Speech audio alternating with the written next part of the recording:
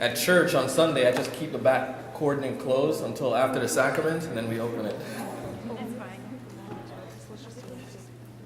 I believe we have a huge crisis on our hand as humanity, and more so as members of the Church of Jesus Christ of Latter-day Saints. It's that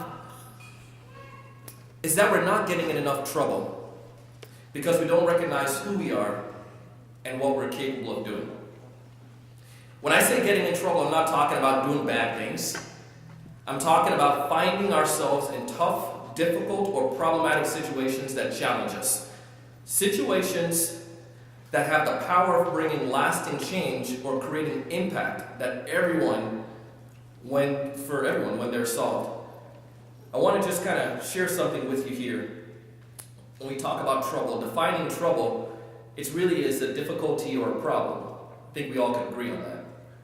When you focus on the problem, however, and define that, can someone read that out loud for me?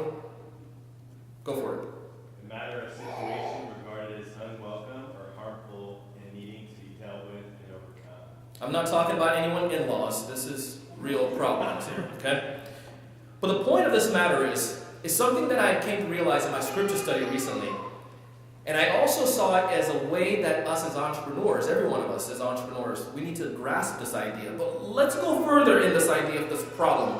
There are many individuals throughout history who understood this concept of the importance of getting into trouble or problematic situations. I'll give you a few of them. One of them that you might know, this cool guy, Jesus Christ. Think about that. Did Jesus find himself in some problems? Some difficult situations? He accepted them. What were the results from some of those difficult, history-changing situations? I mean, think about changing people's way of beliefs for thousands of years. Think about the idea of this human sacrifice. All these things. Jesus brought some things that were new to the table, given opportunities for women, and so many different things. It was different, and it caused problems. But those problems and the solution that came from those problems changed the world, literally. Going on even further, Joseph, the founding fathers, they caused a lot of problems. Those are some bad boys right there. All right? Joseph Smith. Anyone finished the Saints book yet? The new book? He was a problem finder, and was able to create a lot of great solutions. Harriet Tubman, the list goes on. Mahatma Gandhi. He found himself in a lot of problematic situations. From those, he was able to develop amazing solutions. I can go on for days of the individuals who were problem seekers and problem finders. Now, I want to tell you about a story. This concept I have it coined the why not me principle. I'm not the smartest person in the world, but one day, about a year and a half ago, I was studying my scriptures, and I found something really interesting in the scriptures. The sons of Mosiah. Ever heard of the sons of Mosiah? Raise your hands. That I'm talking about. You read your scriptures. So the sons of Mosiah. Now, I don't know if any of you are English majors. I don't know if this makes sense, but why not me? Just go along with the concept, okay? Listen to this. As I study the scriptures, if you notice in 1 Nephi chapter 2, having a great desire to know the mysteries of God, wherefore I did cry unto the Lord, and behold, he did visit me, and did soften my heart, that I did believe all the words which had been spoken by my father, wherefore I did not rebel against him like my brothers. We know what happened early on, right? Laman and Lemuel, they're like, Dad, this stuff ain't for us. We want to go away. So they eventually broke off. The Lamanites and Nephites, they separated. Nephites, they're the blind guys. Good guys, right? Lamanites, the bad guys. Tell me some of the Lamanites. The Lamanites, they were just ferocious. They were mean. They were just these bad people. Now, I started doing the years as I studied through it. I looked at 558 BC, so about 12 years from the time that they got there. We looked at Jacob. As we started going into Jacob, and I read in Jacob chapter 7, verse 22, I saw that there was some rift. That's where really they started having some wars, some major issues. That's 167 years since they came to the promised land. This whole idea of this time chain, this separation, the Lamanites separated from the Nephites. Nephites bad. Nephites good, Lamanites were bad. And the Nephites didn't want to do anything with the Lamanites. They were ferocious. They were bloodthirsty. Anyone who would go over there, they're going to kill them. So then, think about it. If somebody's going to do that to you, are you going to go hang out with them? You can answer. No, you're scared. You're not going to do that. I served a mission in Detroit. I look back on it. I don't know why. I went to Detroit. It's scary.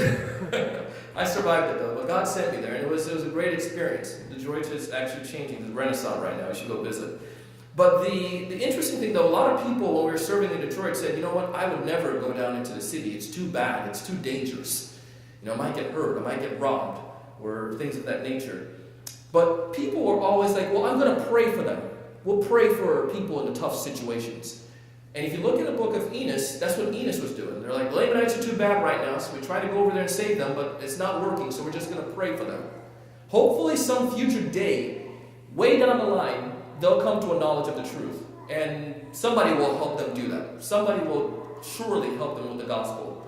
As you read in Jeremiah and so forth, they started writing to the Lamanites. They started doing those things, but no one was doing active ministry to the Lamanites.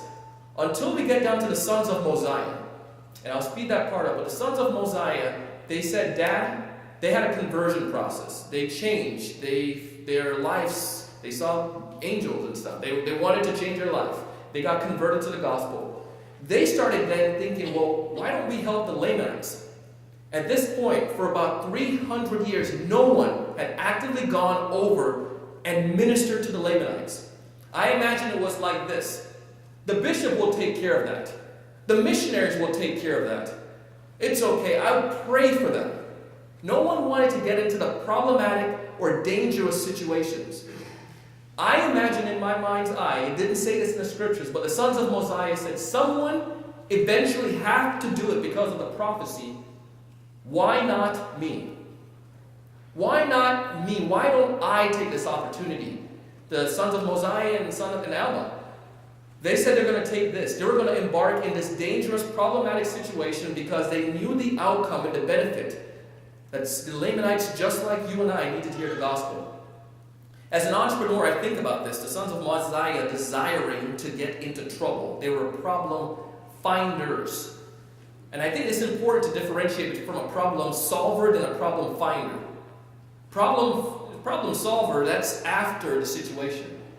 Not a lot of people like to investigate and find out why we have issue or ask the tough questions. Jesus asked some tough questions. Martin Luther King asked some tough questions. A lot of these people asked or did some tough things that society didn't appreciate or like at the moment. I feel as an entrepreneur, if you want to have an average business, then that's okay. But when you start making real innovation is when you start attacking those problematic things. The things that society says, well, nobody will do that, or in some future day we'll take care of that. We can't do that now. Surely we don't have the technology. Somebody has to do it. Why not you? I guarantee you in our lifetime, somebody's going to step foot on Mars. And that's a crazy idea, right?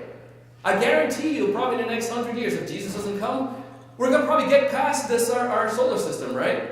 If technology continues at the pace that it's going. Why not one of our ancestors? Somebody's going to discover the cure for cancer. Is she here today? Somebody's going to be the first female president. Why not you? I think when we ask ourselves this and realize that problems are not necessarily as difficult as sometimes we paint them to be or as bad. I think we've been taught as kids that, if you cause problems, you're going to get in trouble. And that's not cool with me. I'm all about pushing the boundary at times and really asking some of those tough situations, some of those tough questions. The sons of Mosiah did that. So the why not me principle simply states that someone is going to do it. Something has to get done. Why not me? I implemented this in our ward.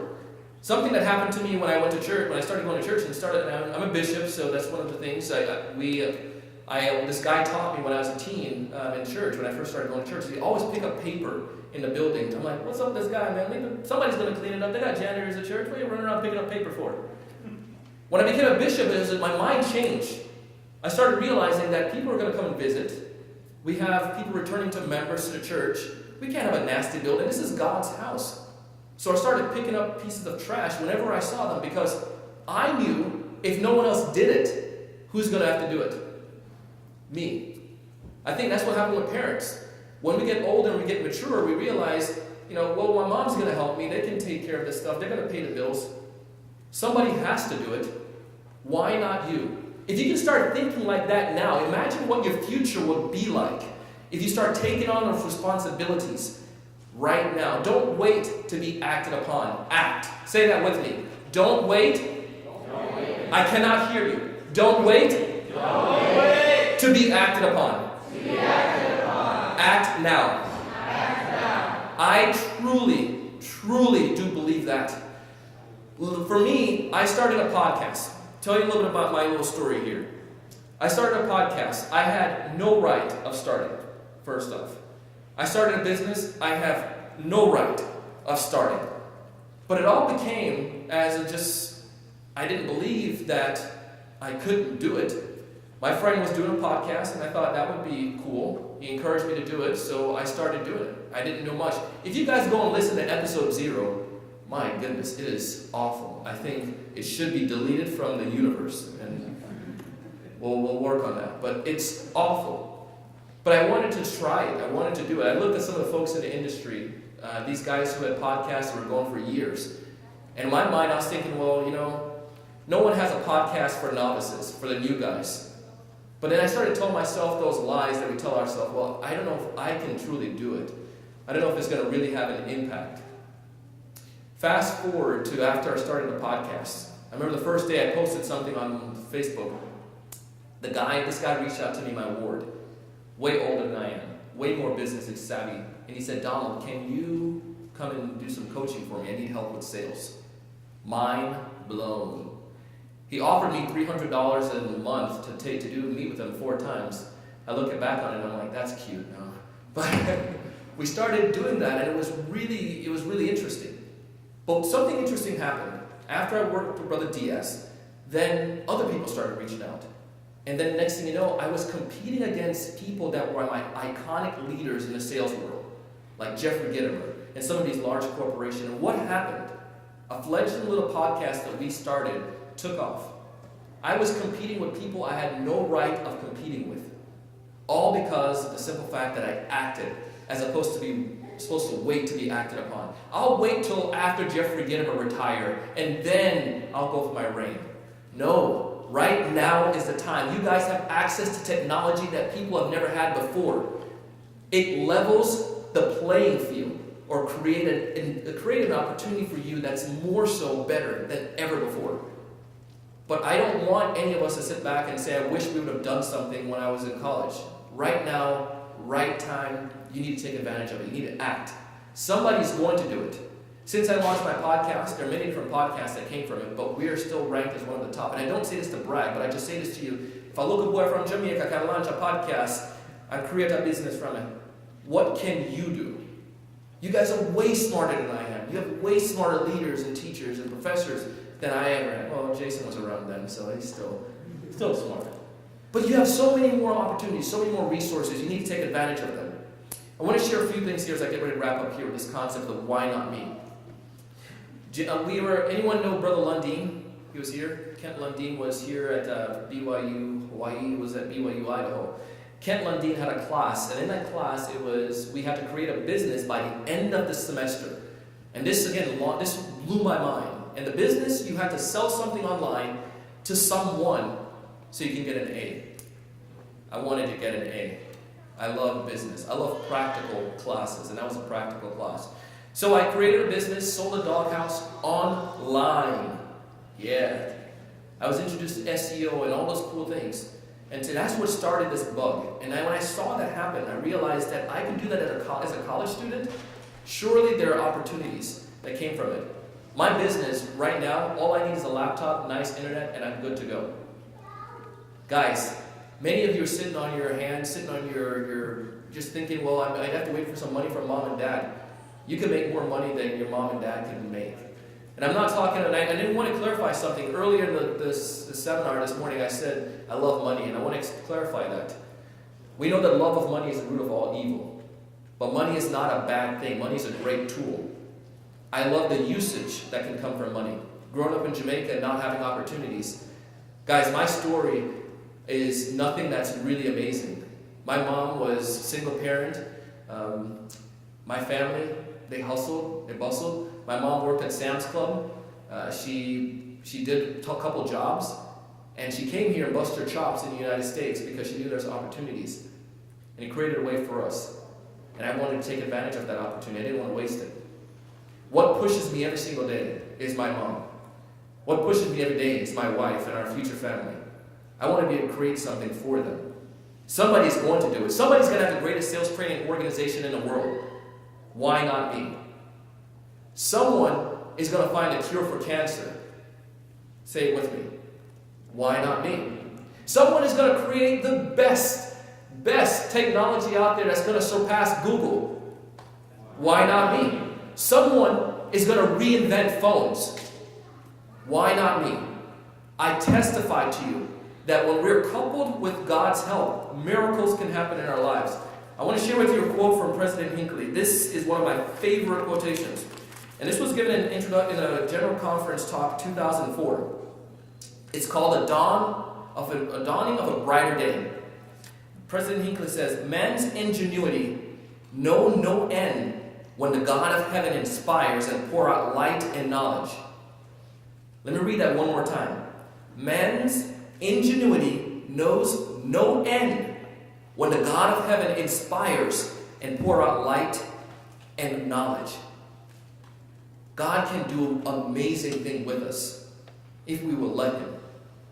Moses was a stutterer. He didn't know how to speak, but God used him to create a government and to deliver millions of people. Look at Joseph Smith. He didn't know too much, but God used him to change lives. Coupled with God, he is a pretty decent business partner.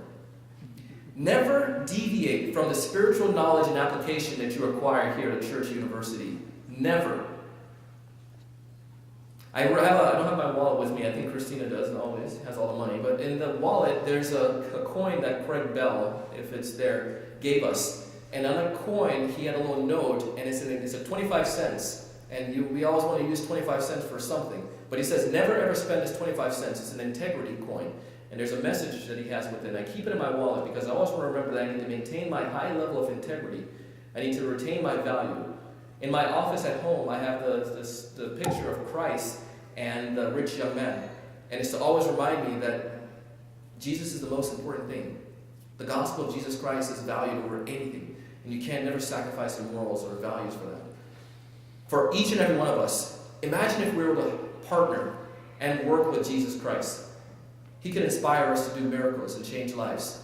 I testify to you that the gospel of Jesus Christ has been restored. I testify to you that we as entrepreneurs need to get into more trouble, because in those problematic situations is when we can create lasting impact. God will inspire you. I share that with you in the name of Jesus Christ. Amen. Amen.